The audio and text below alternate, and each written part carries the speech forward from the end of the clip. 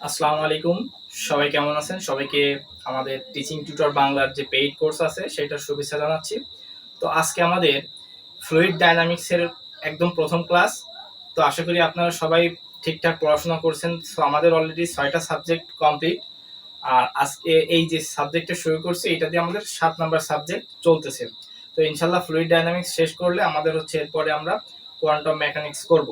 তো যাদের 7টা সাবজেক্ট আছে তাদের ইনশাআল্লাহ এই ফ্লুইড করলে 7টা সাবজেক্ট কমপ্লিট। আর যাদের কোয়ান্টাম মেকানিক্স আছে আমি ইনশাআল্লাহ এরপরে শুরু করব। তো প্রথমে বলে রাখি যে আমি কিন্তু ফ্লুইড ডায়নামিক্সে মাত্র 19টা ম্যাথ দিয়েছি, ঠিক আছে। আর এই ফ্লুইড ডায়নামিক্সটা মাস্টার্সের সব থেকে কঠিন একটা সাবজেক্ট মনে করা হয়। এটা কিছুটা হচ্ছে ফাইনাল ইয়ার হাইড্রোডাইনামিক্স এর মতো। তো এই 19টা ম্যাথ করলে ইনশাল্লাহ মোটামুটি কমপ্লিট হয়ে যাবে। বেশি করলে আসলে মনে রাখা যাবে না। আমি যেমন ফাইনাল ইয়ারে অ্যাপ্লাইড ম্যাথ করাই, বলি যে অ্যাপ্লাইড ম্যাথ 50-60 পাইলেই এনাফ, ঠিক এটাও ঠিক সেভাবেই বলছি। তো ইনশাল্লাহ আপনারা এখান থেকে 100% কমন পাবেন। তো আমি অল্প অল্প করে করাবো। তো আজকে যেটা করাবো, যেহেতু আজকে ফার্স্ট ক্লাস, আমরা জাস্ট এই থিওরিটা দেখব।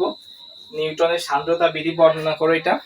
আর হচ্ছে এখানে বলছে প্রবাহ, প্রবাহী, সান্দ্রতা, কিন্তন চাপ এগুলা কি জিনিস। তো আমরা জাস্ট হালকা একটু শিখবো এগুলা। আর আমি সহজভাবে যদি বলি, কিছু কিছু জিনিস আমি আপনাদেরকে মুখস্থ করতে বলবো, সেটা মুখস্থ করবেন।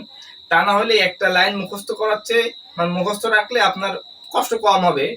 আর তা না হলে আপনার সেই এক লাইনের জন্য 2 পৃষ্ঠা করতে হবে, সেটা করতে সময় নষ্ট হবে। আর বুঝে করলে কষ্ট তেমন না, সময় নষ্ট হবে পরীক্ষার হলে, এই ছাড়া আর কিছু না। তো আমি বলে দিব, সমস্যা নেই। তো জাস্ট প্রবাহটা কি, প্রবাহীটা কি, সান্দ্রতা কি, ক্রিন্তন চাপ কি, এগুলো আমাদের এই যে থিওরিটা আছে এটার ভিতরে আছে। তো আমি যদি একটা এক্সাম্পল দিই, মনে করেন যে এখানে একটা বস্তু, আমি এটা লিখলাম হচ্ছে একটা বস্তু। এখন এইটার উপরে যদি আমি ফোর্স বা বল প্রয়োগ করি, কোন বস্তুর উপরে যদি বল প্রয়োগের ফলে এই বস্তুটা মনে করেন যে কি বলবো, বিকৃতি হয়ে যাচ্ছে, বস্তুটা এরকম বিকৃত হয়ে যাচ্ছে, ঠিক আছে। তাহলে এই যে বিকৃত হয়ে যাচ্ছে কোন বস্তুর উপরে বল প্রয়োগের ফলে, যদি সেই বস্তুটার বিকৃতি লাভ করে এবং বিকৃতিটা যদি সময়ের সাথে সাথে সীমাহীন ভাবে বাড়তে থাকে, তাহলে এটাকে বলা হয় হচ্ছে প্রবাহ বলা হয়। এটাকে বলা হয় প্রবাহ। ওকে, এটা আমি ফাইনাল ইয়ার আমার কাছে যারা পড়েছেন তারা অলরেডি জানেন যে এগুলো আমি শিখিয়ে আসছি। এটা বলা হয় প্রবাহ। আচ্ছা, এই যে বলটা কিন্তু ছোট বা ক্ষুদ্রতম, যেমন আমরা ডেল বাই ডেল টি বা ডি বাই ডিটি যেভাবে আর কি বলি, এটা। আচ্ছা, এক কথায় যদি এই সংজ্ঞাটা আমরা এইভাবে পড়েছি যে কোনো বস্তুর উপরে বল প্রয়োগের ফলে যদি সেই বস্তুটা সীমাহীনভাবে বিকৃতি লাভ করে, সেটা হচ্ছে প্রবাহ, ঠিক আছে।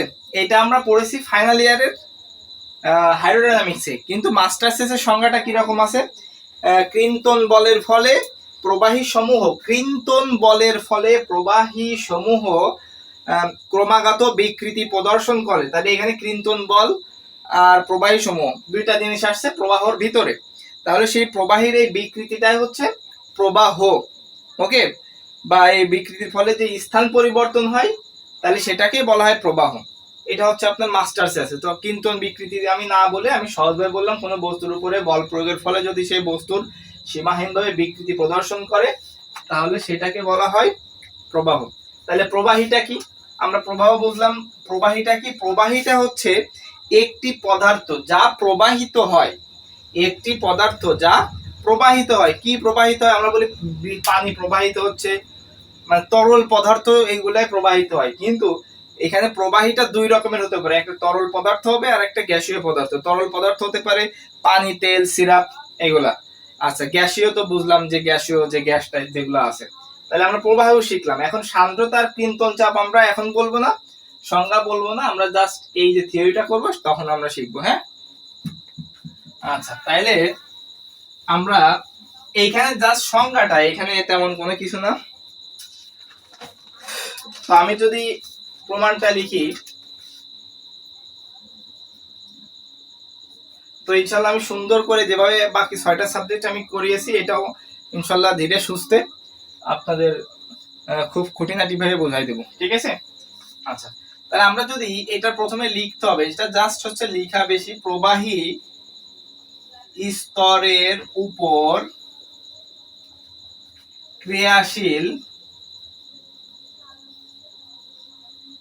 চাপ, ক্রিন্তন, পীড়ন, হারের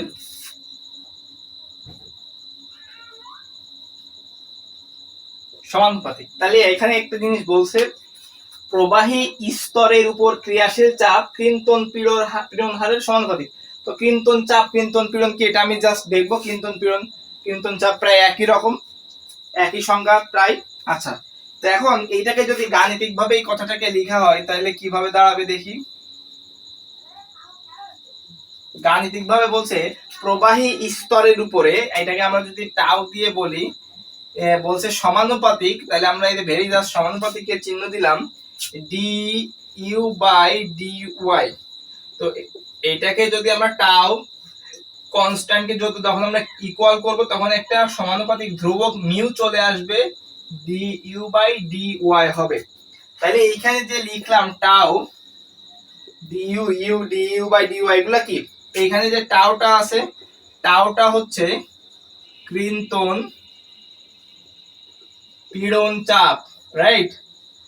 ডি ইউ বাই ডি ওয়াইটা কি, এখানে ক্রিন্তন পীড়ন হার।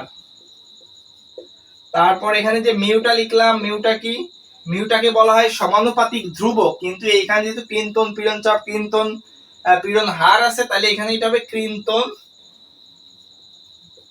সান্দ্রতা, রাইট, বা বেগ বিধি যেটা আমরা বলি। এখন এখানে যে বিষয়টা বলছে প্রবাহী স্তর, স্তর একটা কথা আছে, তাহলে অবশ্যই স্তর কখন বলি, যখন এক প্রথম স্তর, দ্বিতীয় স্তর, তৃতীয় স্তর, এরকম দুইটা বিষয় থাকে। তো এখানে দেখেন ক্রিন্তন চাপ, ক্রিন্তন পীড়ন হার, ক্রিন্তন পীড়ন দুইটা বিষয় আছে। তার মানে আমাদের একটা চিত্র আঁকতে হবে। সেই চিত্রটা কি রকম, আমি যদি একটা সমভূমি এরকম দিই এবং সেটাকে যদি আমি একটা লম্ব দিই, এখন এখানে দুইটা স্তর আমি আঁকবো, একটা এই আর একটা এটা, ঠিক আছে। তো এই দিকে যাচ্ছে, আমি যদি এইটাকে দিই হচ্ছে ওয়াই আর এটাকে দিয়ে হচ্ছে ওয়াই প্লাস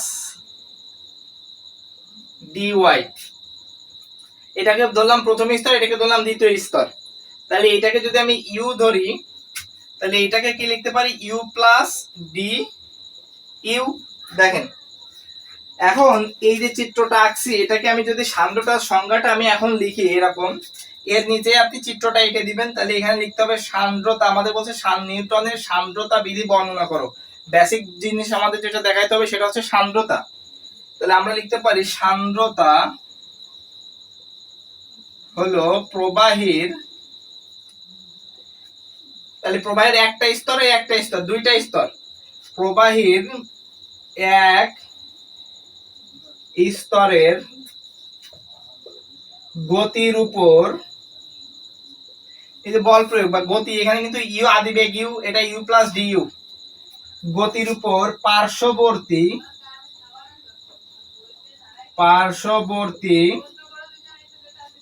স্তরের, তাহলে এইটার একটা স্তর, এটার পার্শ্ববর্তী স্তর হচ্ছে এইটা ইউ প্লাস ডি ইউ, স্তরের গতির বা স্থিতির, স্থিতির কেন বললাম, আদিবেগটা অবশ্যই স্থির হয়। আচ্ছা, গতির বা স্থিতির ফলে সৃষ্ট প্রতিবন্ধকতা বা বাধা,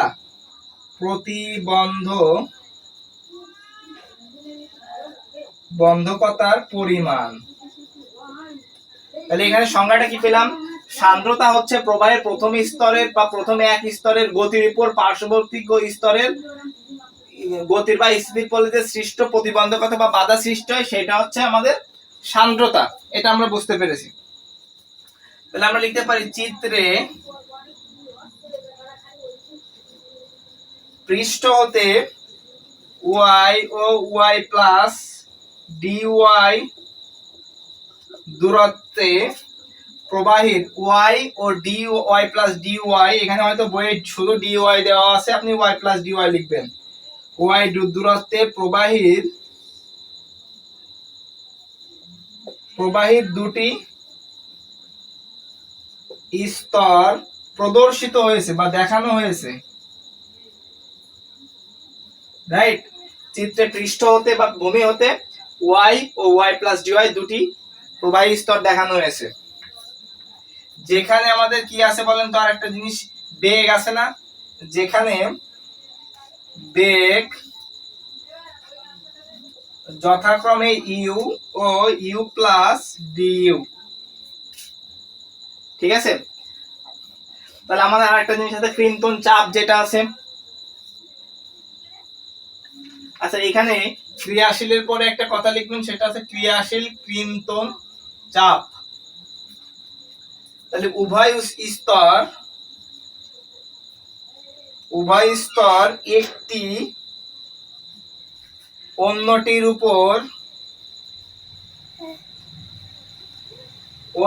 উপর ক্রিন্তন চাপ প্রদান করে। তাহলে একটি স্তরের উপর আরেকটা স্তর যে চাপটা প্রদান করবে এইটা হচ্ছে ক্রিন্তন চাপ। ওকে, ফলে ক্রিন্তন চাপ ওয়াই এর সাপেক্ষে আমরা লিখতে পারি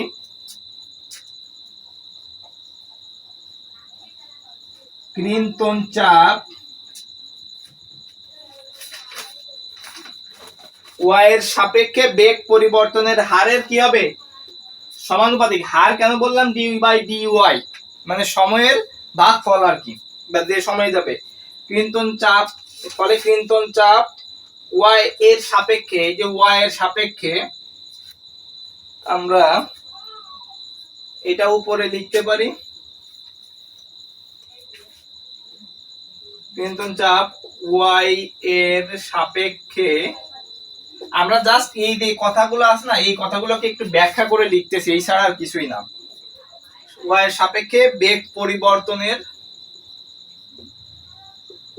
পরিবর্তনের হারের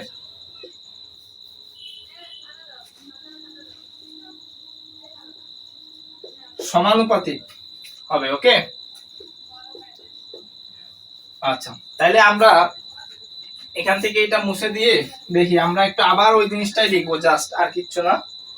সেটা কি, এই যে এখানে যেটা লিখছিলাম টি tau varies as D you by D Y, that is এখানে টি tau equal mu D you by D Y, just ওইটা আবার লিখলাম।